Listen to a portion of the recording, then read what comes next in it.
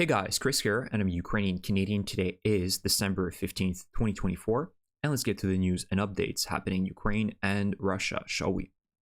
So first I want to talk about, of course, North Korean troops being officially involved in offensive operations in Kursk. This has been confirmed by Ukrainian troops, who do mention that they have started storming Ukrainian positions in Kursk Oblast. Some of you may say, well, how do you know they're North Korean troops? I think over the next few days we'll get visual confirmation. It's inevitable, and we do know that when Ukraine sounds the alarm, it's not for nothing. So I do believe that we'll have a lot of visual confirmation over the next few days of dead North Korean soldiers in Russia. The Ukrainian soldiers have noted here, so there's a few observations that we can make, is that hundreds of them have taken part in the offensive operation yesterday. And hundreds of them were running in open fields throughout the front line in Kursk. And this tells us that they are completely unaware of the realities of the war right now. The fact that there are FPV drones that can easily hunt them. I have not seen footage like this, where there were dozens, if not perhaps even hundreds of Russian soldiers running in open fields. If they are running in open fields, it's small squads of 3 to 5 Russian soldiers, and they often understand the fact that there's FPV drones. They usually run around kind of forested areas. They try not to be too visible. So this is very telling that they're still very amateurish soldiers. However, it is important to note here that the Ukrainians mention that they appear to be motivated, and they continue pressing forward despite the losses that they have incurred over the last few hours. Part of it is, of course, the fact that Kim Jong-un has held and taking hostage the families of these North Korean troops, likely telling them that if you defect or if you don't do as you're told, that we will either put them in concentration camps, the families of these soldiers, or kill them. So that, of course, is a motivating factor. They also noticed that you can see this is one video footage of the aftermath of one of this offensive operation that they did yesterday. So about 20-ish dead North Korean troops.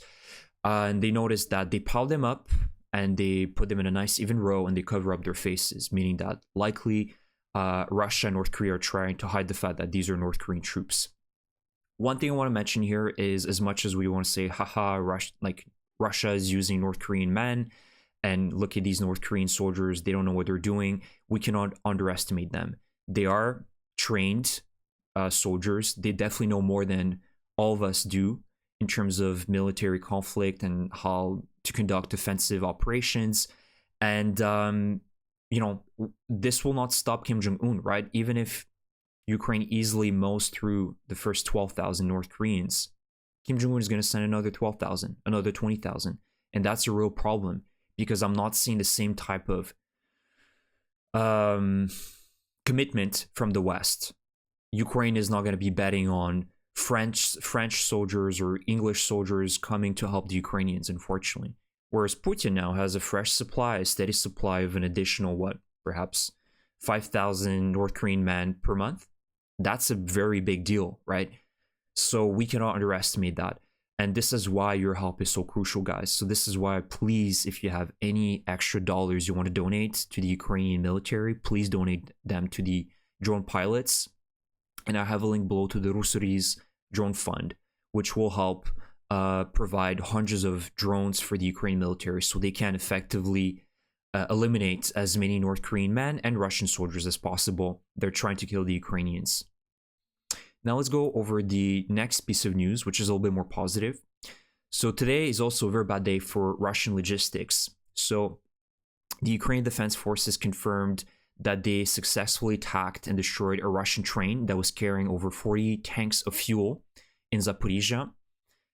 So this is very important. Actually, this is one of the very first footage I've seen. I shouldn't say that. There's very rare footage that we get of Ukrainians successfully destroying Russian trains, because they're so difficult to destroy, right? Like, they are actively moving and it's difficult to pinpoint where they are. So this is very meaningful, and you can bet that these tanks of fuel were being used to refuel Russian trucks, Russian tanks in the south of Ukraine. So this was a very big blow, no pun intended, for the Russian logistics in Zaporizhia and the southern area of Ukraine. Additionally, today we also have some confirmation that 2 Russian fuel tankers, the Volhoneft 212 and Volhoneft 239, have sunk in the Kerch Strait. Now, I need to preface this that this is a huge environmental disaster, so I'm not cheering this up.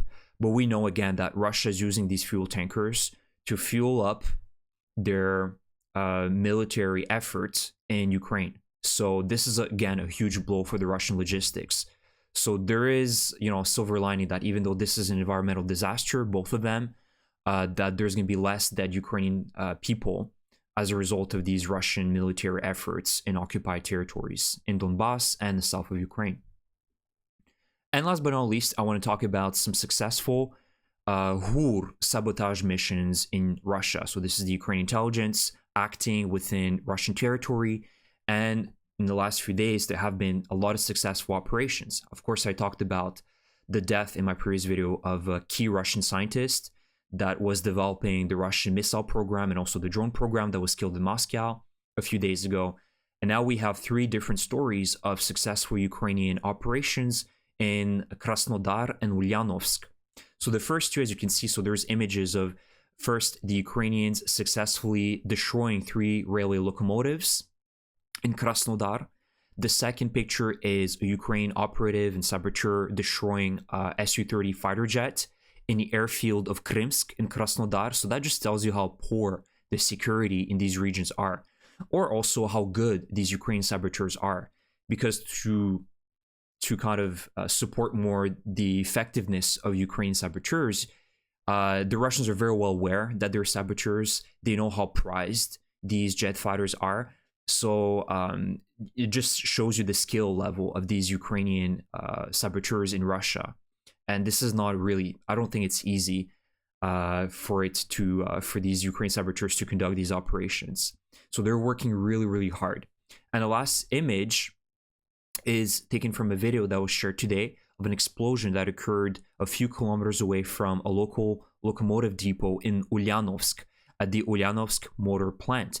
This is really significant, actually, this third operation. So the Ukrainians destroyed or damaged, at the very least, a key bridge that was a connection for this motor plant, because this motor plant produces these kind of Scooby-Doo vans and trucks that we've been seeing the Russians use a lot more in the last few months, as they have been scrapping the bottom of the barrel. They no longer have these BMPs, MTOBs to carry, and even trucks to carry fuel, medicine, food, and other supplies to the front line. So they've been resorting to using these small Scooby-Doo vans, which are produced in this Ulyanovsk motor plant.